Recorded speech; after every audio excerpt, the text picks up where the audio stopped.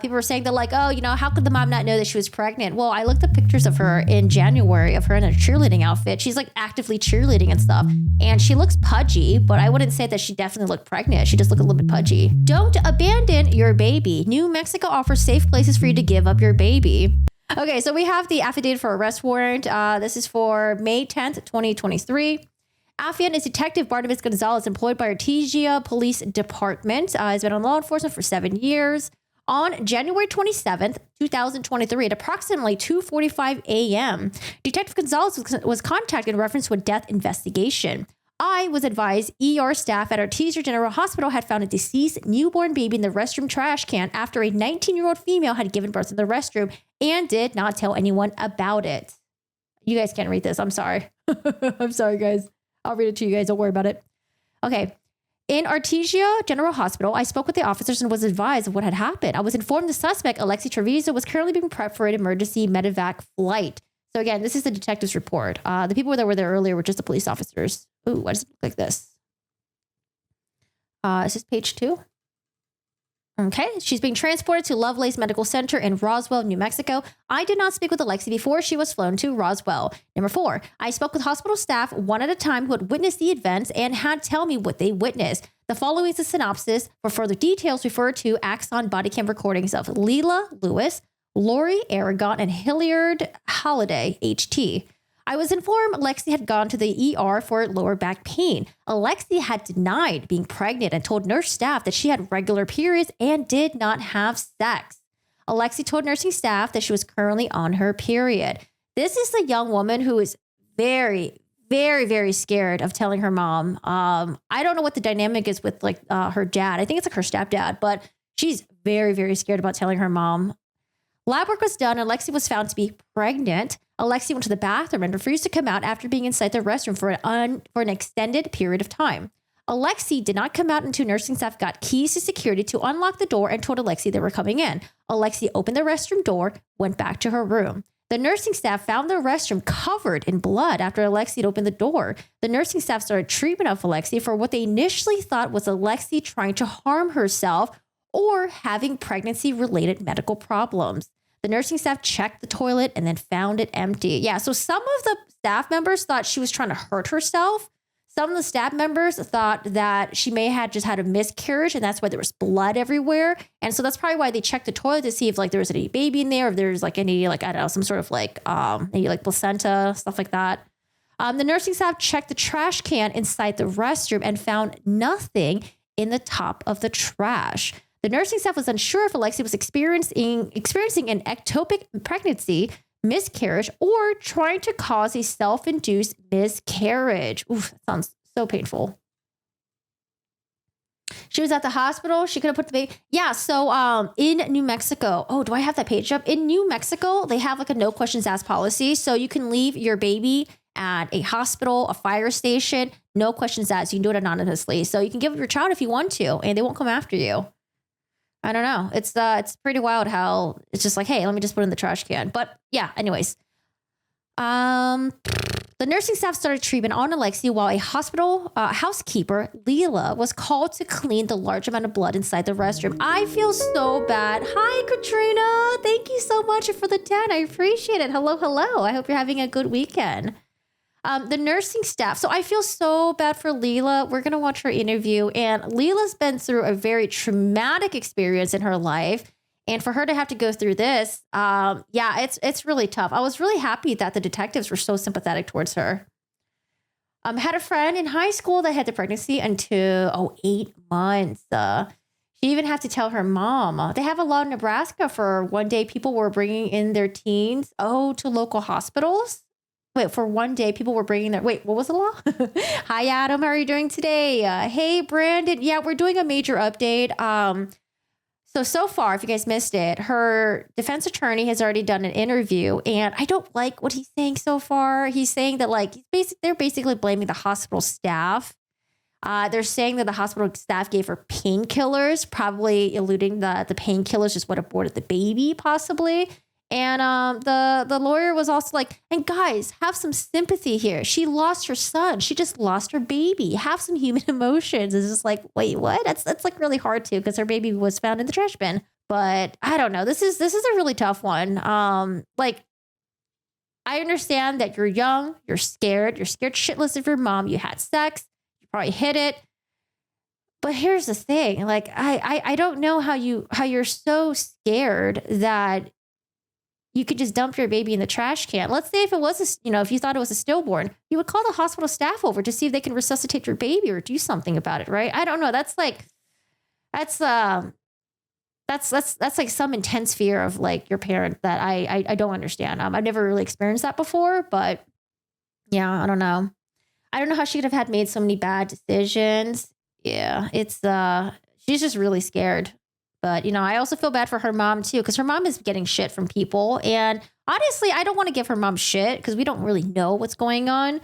People were saying that like, oh, how could the mom not know that she was pregnant? Well, I looked at pictures of her in January of her in a cheerleading outfit. She's like actively cheerleading and stuff. And she looks pudgy, but I wouldn't say that she definitely looked pregnant. She just looked a little bit pudgy. But anyways, I feel really bad for the housekeeper. So the housekeeper, Leela, cleaned up the blood first and then went to the trash can, bag out of the trash can, and found it to be much heavier than usual. The housekeeper, Leela, said that she looked at the trash can and found a tied up trash can bag underneath other trash. So again, this bag is tied up.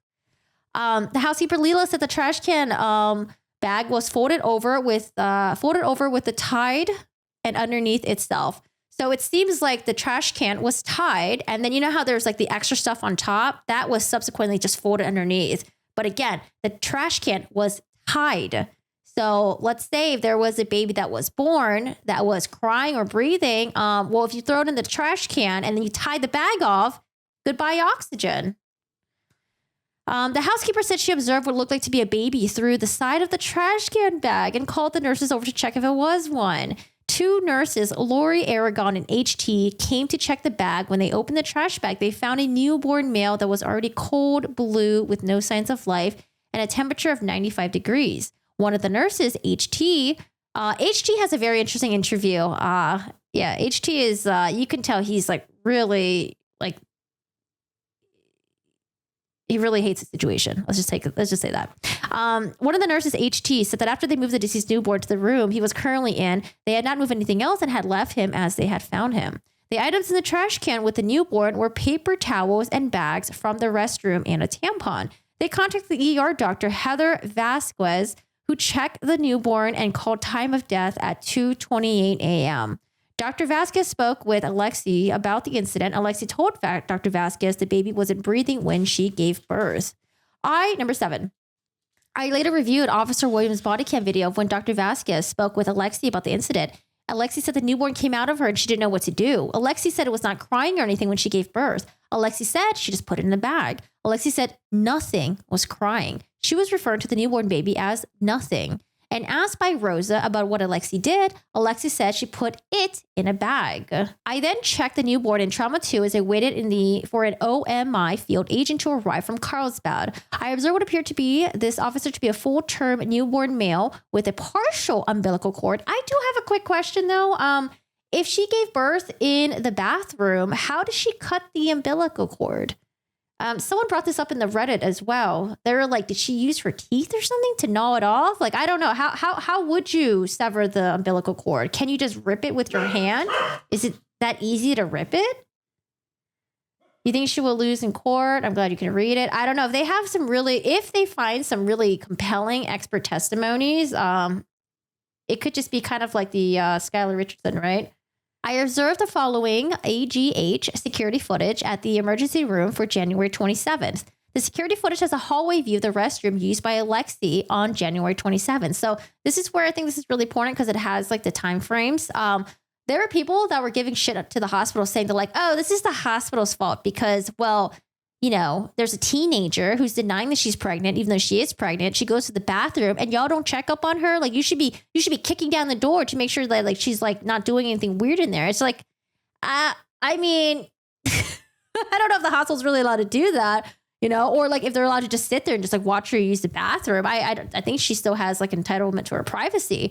But it does seem like they do check up on her quite a few times. So let's look at this right here. At approximately 1:39 a.m., Alexee Trevizo entered the public restroom in the ER room. Alexee had her left hand at her buttocks and appeared to be in a hurry. So it's 1:39.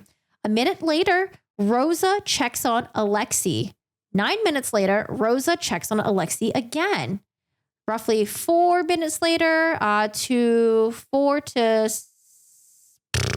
4. 4 to, why can I do math right now? 4 to 7 minutes later, Jesus. 4 to 7 minutes later, ER staff checked on Alexee. At approximately 1 minute after that, Alexee exits the bathroom. So they check up on her quite a few times over here. Okay, so we have the timeline. Seems like staff members are checking on her periodically. And at some point, I think they're like scrambling to try to get the keys and they couldn't find the key to the bathroom. At approximately, let's see. So she exits the bathroom and about less than 10 minutes later, 11 minutes later, Leela, the housekeeper, started cleaning the bathroom. At approximately 2:26 a.m., so maybe like 20 minutes later, Leela found the newborn and alerted the ER staff. Now, the reason why it took her so long to clean the bathroom, because apparently there was blood like everywhere. It was smeared all over the walls, the toilet, behind the toilet or something like that. It was on the floor. It was like leading out of the bathroom as well. There was just blood everywhere. At approximately 2:28 a.m., the deceased newborn was taken to trauma 2 and pronounced. On May 28, 2023, I received the report of my findings, post-mortem examination, and toxicology report for this case from the Office of Medical Investigator. The post-mortem examination lists the cause of death as entrapment. The post-mortem examination lists the manner of death as homicide. Number 19, post-mortem examination says the following. Excerpts are taken directly from the narrative summary and opinion. Number 20, baby John Doe was a newborn baby boy who died shortly after birth. 21. Autopsy and post-mortem computed tomography showed an infant male without any anatomic abnormalities or obvious physical injuries. The lungs were aerated and there were air in the stomach and no changes of decomposition. The connections to the heart form an oval and ductus arteriosus that allow proper blood flow in utero were still open, which is not unusual in a newborn. The adrenal gland showed microscopic hemorrhage, which can be seen in hypoxia, lack of air. The air in the lungs and stomach and no evidence of decomposition is consistent with the baby having been born alive based on length, weight, organ size. He was approximately 38 weeks gestational age, which is term and compatible with life outside the uterus. Yeah, she's going to have to get an expert who, they have to have some really compelling testimony. 23, entrapment occurs when an individual is in an airtight or relatively airtight container, in this case, tied plastic trash bag, and consumes all the available oxygen until there's no longer enough oxygen to sustain life. Oh my God, that's so sad. 24, due to the facts listed above, I'm requesting an arrest warrant for the above named subject. Yeah, it's really, when you watch the interviews, it's pretty tough too. You can tell that a lot of the staff members are pretty scarred about what happened. A lot of them have said that, like, I've never seen anything like this before. And just imagine, like, when you're like an ER staff, like, you've seen a lot of like crazy things and a lot of really sad things. But yeah, that's tough. Dr. Oh, Lord. We have flaps where you can put your baby in and leave, in most cases attached to hospitals. No questions, no contact. Yeah, I wanted to pull, let's see. This is what I have right here. New Mexico. So she lives in New Mexico. New Mexico Safe Haven for Infants Act. Don't abandon your baby. New Mexico offers safe places for you to give up your baby. What is the New Mexico Safe Haven Act for infants? You could bring your baby up to 90 years old to any safe haven site in New Mexico without fear of being criminally charged for child abandonment.